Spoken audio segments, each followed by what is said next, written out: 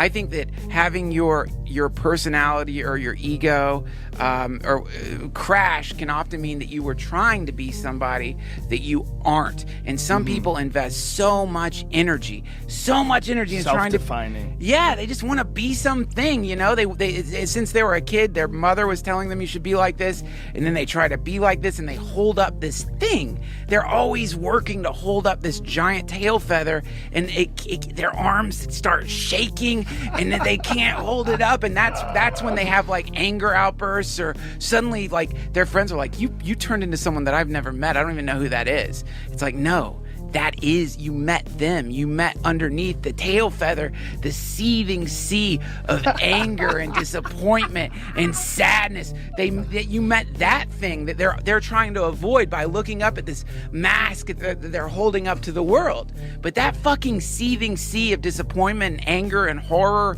and sadness, that's where it's at, man. You got to go into that thing. And for some people, the only way they can go into that is by having a full-scale nervous breakdown, because then they can have permission to dive into that awful vortex of darkness, because underneath that vortex of darkness is paradise. Underneath that, that's love and happiness and joy and connection and tranquility and all that stuff. And everyone thinks that the way to get to that point is by avoiding this awful black forest that surrounds the Garden of Eden, which is inside everybody. It's inside everybody.